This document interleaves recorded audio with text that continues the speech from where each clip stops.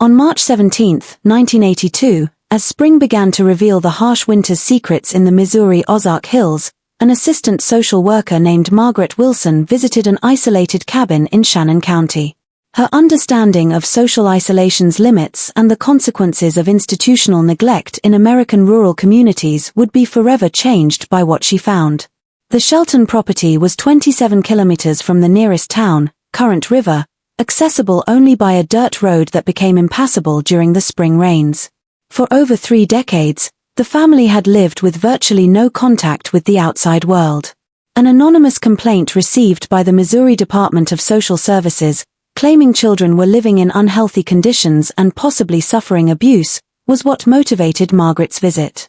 A man of medium stature with a gray beard and intense blue eyes that seemed to carry the weight of generations of isolation, Elijah Shelton, 47, was who received Margaret at the property.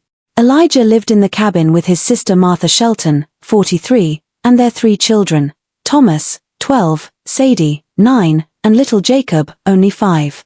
Built by Elijah's grandfather in the 1920s, the cabin was a wooden structure with 2 bedrooms, a kitchen, and a living room.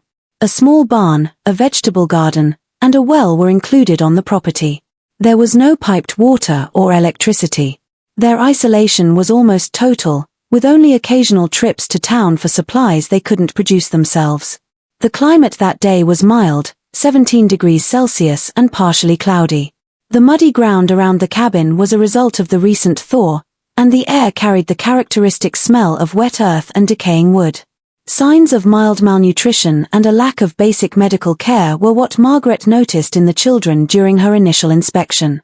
A poorly healed scar on his right arm was what Thomas had, the result of an axe accident the previous year. A slight strabismus that had never been treated was apparent in Sadie. For his age, Jacob, the youngest, showed signs of cognitive developmental delay. However, the physical similarities between the children and the 2 adults were what caught Margaret's attention. The same intense blue eyes, the same facial bone structure, the same ear shape, striking features that all of them shared suggested not just kinship, but a very close consanguinity. When asked about the children's mother, Elijah hesitated for a moment before answering that his wife had died during Jacob's birth. Martha remained silent, avoiding eye contact with the social worker. It was at this moment that Margaret began to suspect the story made no sense.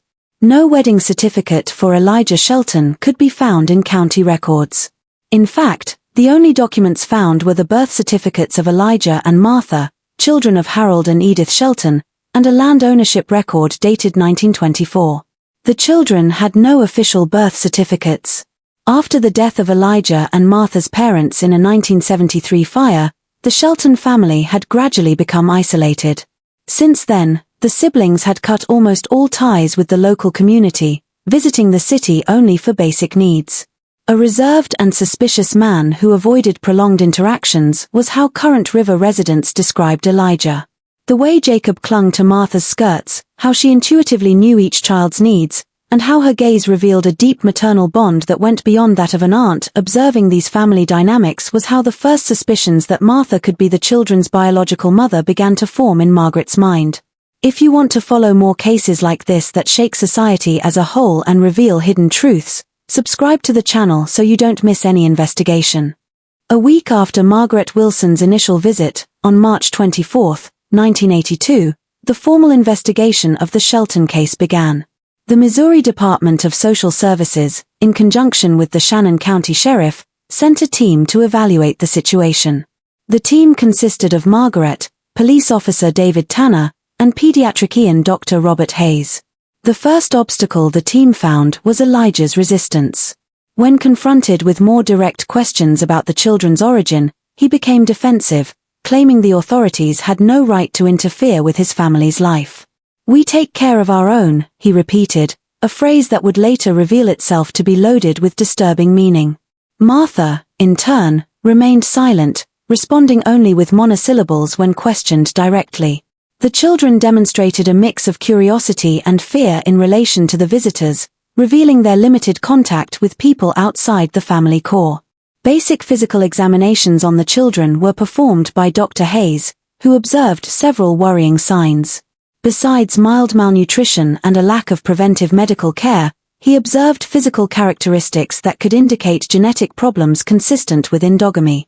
Polydactyly, an extra finger on his left hand, was what Thomas had. Sadie had dental development problems, and signs of cognitive impairment more severe than initially perceived were presented by Jacob. In isolation, these signs can have several causes, Dr. Hayes explained in his report. But when observed together, added to the shared physical characteristics and family isolation, they raise serious concerns about possible consanguinity. A more accurate course was taken by the investigation when the team obtained access to the family's few medical records. In 1970, Martha had been treated at a hospital in a neighboring county after a domestic accident. The doctor had observed that she was 3 months pregnant. However, there was no record of any birth or adoption from that period. A standard was revealed by a deeper search of the records. Martha had been treated at different regional hospitals in 1970, 1973, and 1977 years that would correspond approximately to the ages of Thomas, Sadie, and Jacob. On each occasion, she had used different names, but basic physical descriptions and medical data indicated it was the same person. A significant obstacle was met by the investigation when Elijah, sensing the direction of events, prevented investigators from entering the property. Legally, without concrete evidence of severe abuse or neglect, the authorities had limited options for intervention. It was at this moment that a crucial witness emerged. Sarah Jenkins, an 83-year-old woman who lived about 5 kilometers from the Shelton property, contacted Margaret after hearing rumors about the investigation. Sarah revealed that she had been a friend of Edith, Elijah, and Martha's mother, and that she had kept sporadic contact with the family even after their isolation. Edith was always afraid something like this would happen, Sarah said. Harold kept the family isolated, saying the world was corrupt and that they could only trust their own blood. When they died in that fire, I tried to help the boys, but Elijah was already too much like his father, suspicious, hostile. Sarah revealed that she had visited the cabin a few times after the parents' death, carrying supplies and offering assistance. On one of these visits in 1971, she had noticed that Martha was visibly pregnant. When she questioned him about it, Elijah expelled her from the property and forbade her from returning. I should have done something then, Sarah lamented. But who would have believed me? And where would those children have ended up? The system doesn't take good care of our own here. An important context was provided by Sarah's testimony, but it wasn't definitive proof. The investigation needed concrete evidence to intervene. A turnaround occurred when an agent revising the birth records of Elijah and Martha discovered something intriguing. Their parents, Harold and Edith Shelton, shared the same surname before marriage. Subsequent investigations revealed they were first cousins. In isolated communities like this, it's not uncommon, explained a local historian consulted by the team. In the early decades of the 20th century, many families in mountainous regions lived so isolated that marriages between close relatives ended up happening for lack of options.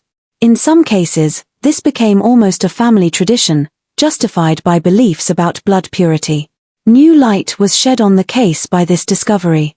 It wasn't just a possible incestuous relationship between Elijah and Martha, but potentially a generational pattern of endogamy that had intensified over the generations. A new theory was developed by the team. Elijah and Martha's parents, already cousins, transmitted isolationist beliefs to their children.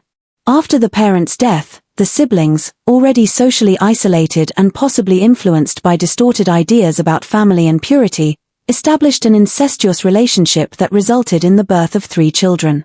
An obstacle was found by the investigation when a local resident claimed to have seen a different woman on the Shelton property in the early 1970s. This information briefly reinforced the theory that a third person was involved, perhaps a wife of Elijah's who later disappeared. However, subsequent investigations revealed the witness had likely confused the property or the date. Sheriff John Pearson began considering obtaining a court order to collect DNA samples from the children and adults. We have to act carefully here, argued the sheriff. These people have lived this way for generations. For them, this is their normal way of life. If we invade the property without concrete evidence, we could lose any chance of helping these children. An impasse was reached by the investigation, one that would last several months. During this period, the Department of Social Services maintained regular visits to the property, monitoring the children's well-being and gradually trying to build a relationship of trust with the family. The real turnaround in the Shelton case occurred in September 1982, 6 months after the investigation began. During one of her routine visits to the property, Margaret Wilson noticed that Jacob, the youngest, had a high fever and showed signs of a severe respiratory infection. Despite Elijah's initial resistance, she managed to convince him to allow the child to be taken to the hospital in West Plains, the next largest city. At the hospital, Dr. Michael Brennan, a genetic specialist consulted on the case, took the opportunity to perform more in-depth exams with Elijah's reluctant consent, as he accompanied his son. Jacob's exam results revealed multiple subtle congenital anomalies that individually could have gone unnoticed, but together formed a pattern consistent with a high degree of consanguinity. The genetic markers we are observing here, Dr. Brennan told the research team, are typical of children born from relationships between first-degree siblings. There is an excessive homozygosity that goes beyond even first-degree cousins. During the 2 weeks of Jacob's hospitalization due to pneumonia complications, Martha remained constantly by his side, demonstrating striking maternal care and anxiety. It was during this period that Martha, physically and emotionally exhausted, finally began to open up to Margaret. One night, while Jacob slept under the influence of medication, Martha shared fragments of her story. She talked about the growing isolation after their parents' death, how Elijah gradually assumed the role of family patriarch, and how the boundaries between family roles became confused. "We didn't know anyone else," Martha confessed in an almost inaudible whisper. "Elijah said the outside world wanted to separate us, to hurt us. We could only trust each other." Although Martha didn't explicitly admit to being the children's biological mother in this conversation, her words and emotions made the situation increasingly clear to Margaret. The social worker, taking extreme care not to break the fragile trust being established, avoided asking direct questions about paternity, focusing instead on offering emotional support. Meanwhile, the documentary investigation continued. A significant advance occurred when researchers located a traveling pastor, Reverend Samuel Miller, who had visited isolated communities in the Ozark Hills during the 1960s and 70s. Reverend Miller kept detailed diaries of his visits, including observations on the families he encountered. In an entry dated June 1969, he described a visit to the Shelton property, visited the Shelton family today. Their parents recently died in tragic circumstances, leaving 2 adult children, Elijah, 34, and Martha, 30. Found them living in extreme poverty and isolation. Offered spiritual and material assistance, but was received with suspicion, especially by the young Elijah. Something in the dynamics between the siblings seemed disturbing to me. Martha looked submissive, almost fearful. I fear that without the moderating influence of their parents, isolationist as they were, the situation may deteriorate. I intend to return, but confess I felt powerless. A later entry from April 1971 was even more revealing. Returned to the Shelton property after almost 2 years.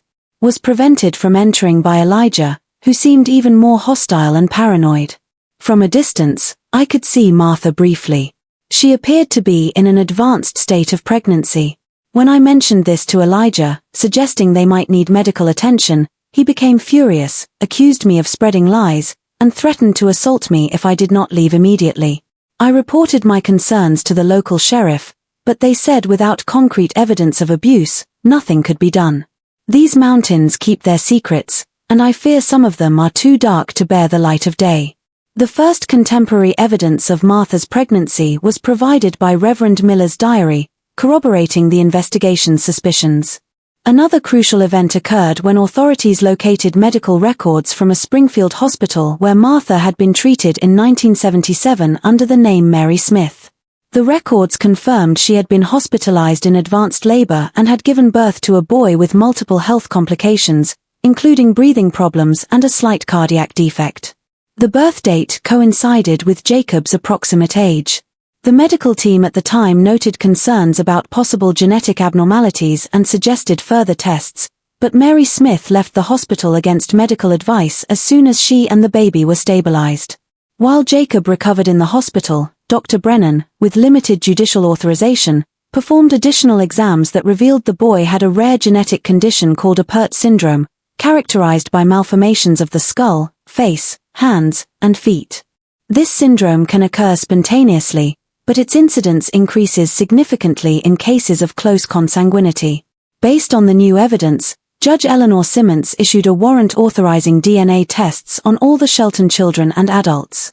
The results, obtained in November 1982, were conclusive. Elijah was the biological father and Martha the biological mother of all 3 children. Leave a comment. Never give up on the truth if you believe all cases of family abuse deserve to be investigated, no matter how isolated the community. On December 7, 1982, based on the genetic evidence and testimonials collected, Elijah Shelton was formally accused of incest, a Class D felony in Missouri punishable by up to 4 years in prison.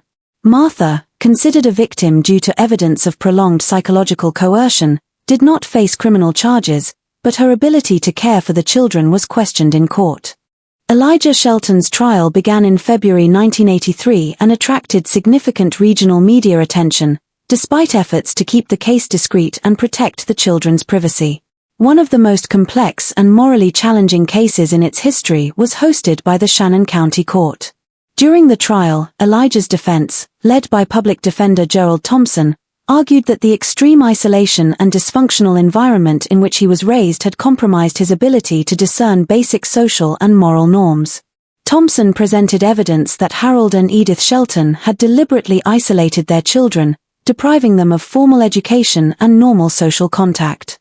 The defendant, argued Thompson, is the product of generational isolation and possibly prior endogamy. He is himself the son of first cousins who raised him believing the outside world was hostile and that the family must remain inward-looking. The prosecution, represented by Amanda Lewis, recognized the attenuating circumstances but maintained that Elijah understood the nature of his actions. The defendant demonstrated an ability to interact with the community when necessary, to conduct basic business, and to deliberately hide the true nature of his relationship with his sister, Lewis argued. These are not the actions of someone unable to distinguish right from wrong. Martha Shelton testified behind closed doors. Edited excerpts of her testimony, subsequently disclosed, revealed a pattern of psychological manipulation that began after their parents' death when she was 29 and Elijah was 33. According to Martha, Elijah gradually assumed full control over all aspects of her life, isolating her more and more and convincing her that the outside world represented a threat to their safety and family unit. He told us we were special, said Martha. That our blood was pure, that our children would be strong because they wouldn't be contaminated by the outside world. At first I resisted, but after years alone with him, I started to believe. Dr. Richard Foster, a psychiatrist specializing in the effects of social isolation and abusive family dynamics, testified as an expert, explaining to the jury the profound effects of extreme isolation and prolonged indoctrination. What we see here is a classic case of an alternative reality constructed through isolation. When a person is systematically excluded from all normative social references, their perception of what is acceptable can become radically distorted. The trial also highlighted the failure of local institutions to identify and intervene in the situation. Evidence revealed that concerns had been expressed by at least 3 different people over the years: Reverend Miller, the neighbor Sarah Jenkins, and an employee at the Current River Supply Store who had noticed the similarities between the children and the adults, yet in no case was proper follow-up conducted by the authorities, revealing systemic failures in monitoring isolated communities and protecting vulnerable people in remote rural areas. After 2 weeks of testimony, the jury found Elijah Shelton guilty of incest but recommended leniency due to attenuating circumstances. Judge Eleanor Simmons sentenced him to 3 years in prison with the possibility of parole after 18 months and ordered compulsory psychological treatment. In her final statement, Judge Simmons noted, "This case represents a collective failure not just of the defendant, who is nevertheless responsible for his actions, but of a society that allows entire families to fall outside our protection and support systems. Geographical isolation should not mean institutional abandonment. As for the children, The court ordered they remain in temporary state custody while Martha received intensive psychological treatment. The ultimate goal was family reunification, provided Martha demonstrated the capacity to properly care for the children and integrate them into the wider community. The children were placed in a foster home in a neighboring county where they began to receive formal education and medical treatment for their various conditions. Thomas, the eldest, demonstrated remarkable resilience and adaptability, rapidly catching up to his peers educationally. Sadie had more difficulty with social adaptation, despite her initial delay, but responded well to treatment for her strabismus and other health problems. Jacob, the youngest and most severely affected by genetic disorders, underwent several surgeries to correct his malformations and began intensive care for his developmental delay. Comprehensive genetic tests revealed that all 3 children were carriers of multiple genetic anomalies resulting from endogamy. Thomas had mainly minor problems, such as polydactyly, which was surgically corrected, and a predisposition to certain autoimmune diseases. Sadie had more significant problems, including a rare enzymatic deficiency affecting her metabolism that required continuous medication. Jacob, as previously identified, suffered from a Pert syndrome among other complications that would require lifelong medical care. The Shelton case triggered significant changes in social service policies in Missouri and neighboring states. The Shelton Law, approved by the State Legislative Assembly in 1985, established stricter protocols for monitoring families in isolated areas, including regular visits by social workers and wellness checks for all children, regardless of formal complaints. Elijah Shelton served 22 months of his sentence before being released on parole in 1985. As a condition of his release, he was prohibited from returning to the family property while the children were in Martha's care and had to undergo continuous therapy and regular supervision. After 2 years of intensive care, Martha regained custody of the children in 1984. With state assistance, she moved to a small house on the outskirts of West Plains where the children could continue their studies and medical treatment. She completed her own GED, a high school equivalency diploma, and eventually found work as a library assistant in a local library. The Shelton family's story continued to evolve in the following decades. Thomas, the eldest son, overcame the adversities of his upbringing and graduated in social work, dedicating his career to helping vulnerable children. Sadie faced more difficulties, battling chronic health and psychological challenges related to her past, but eventually found stability as an artist and artisan. Jacob, despite his physical and cognitive limitations, achieved a semi-independent life with community support and became an advocate for the rights of people with disabilities in rural areas. The Shelton case remains an iconic study in social work and law faculties across the country, illustrating the complex intersections between geographic isolation, rural poverty, dysfunctional family dynamics, and institutional failures. It also highlights the physical and psychological effects of endogamy, not just on the directly affected children but on subsequent generations as well. In 2002, 20 years after the initial discovery, a retired Margaret Wilson reflected on the case in an interview with a local newspaper. What's most impressive, looking back, is how something so extreme could happen practically in everyone's sight. It wasn't a cabin in the middle of nowhere, it was less than 30 kilometers from a town, in a country with resources and institutions supposedly capable of protecting the vulnerable. It makes you wonder how many other similar cases exist, hidden in remote valleys or in plain view, waiting for someone to pay attention. The original Shelton property, abandoned for years, was eventually sold by the state in 1990. The cabin collapsed over time, but the land remains a silent reminder of how extreme isolation can distort realities and perpetuate cycles of damage for generations. If you have watched this far, it is because you care about these cases that mark families forever. Leave a comment saying I watched here so I can get to know who really cares about the search for the truth. Don't forget to like this video and share it with those who also value understanding the complexities of human nature and the importance of effective protection systems. If you haven't subscribed to the channel yet, subscribe now to follow more investigations of cases that make us reflect on our society and collective responsibility.